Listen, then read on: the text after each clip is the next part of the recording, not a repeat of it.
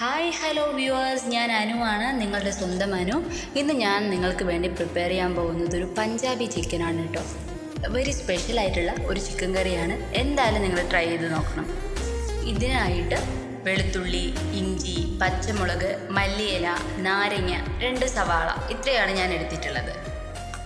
ഗരം മസാല പൊടിച്ചതിന് പകരമായിട്ട് ഞാൻ ഗരം മസാല നേരിട്ട് തന്നെ ഇതിലേക്ക് ചേർക്കുകയാണ്. ചിക്കൻ കഴുകി വൃത്തിയാക്കി വെച്ചിട്ടുണ്ട്. ശേഷം കാഷ്യൂനട്ട് ഒരു 5-6 എടുത്തിട്ട് നമ്മളതൊന്ന് പൊടിച്ചെടുക്കുകയാണ്.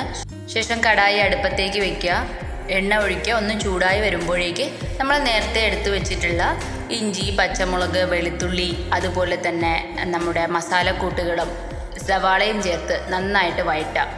ഒപ്പം മല്ലിയില ഇട്ട് കൊടുക്കുക.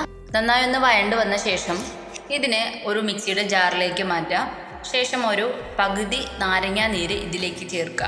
നന്നായി അടിച്ചെടുക്കുക. അപ്പോഴേക്ക് ഈ ഒരു രൂപത്തിൽ നമുക്കതിൻ്റെ ഗ്രേവി കിട്ടും. ശേഷം അതേ കടായിലേക്ക് തന്നെ 1 സ്പൂണ് എണ്ണ ഒഴിക്കുക. ശേഷം നമ്മൾ പിന്നീട് അരിഞ്ഞു വെച്ചേക്കുന്ന ഒരു 3 സവാളയോളം ചേർത്ത് നന്നായി വഴറ്റിയെടുക്കുക.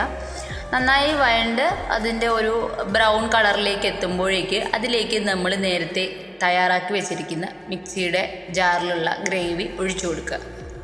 ഗ്രേവി തിളച്ചു വരുമ്പോഴേക്ക് അതിലേക്ക് മഞ്ഞൾപ്പൊടി 1/4 ടീസ്പൂൺ, അതുപോലെ 1.5 ടീസ്പൂൺ മല്ലിപ്പൊടി എന്നിവ ചേർക്കുക. നിങ്ങൾക്ക് എരിവ് കൂടുതലായി വേണമെങ്കിൽ പെപ്പർ പൗഡറും ചേർക്കാവുന്നതാണ്. അത്യാവശ്യം പച്ചമണം മാറി നല്ലൊരു തിള വന്ന ശേഷം അതിലേക്ക് നമ്മൾ എടുത്തു വെച്ചിട്ടുള്ള ചിക്കൻ ആഡ് ചെയ്ത് കൊടുക്കുക. ആവശ്യത്തിനുള്ള ഉപ്പും ചേർക്കുക.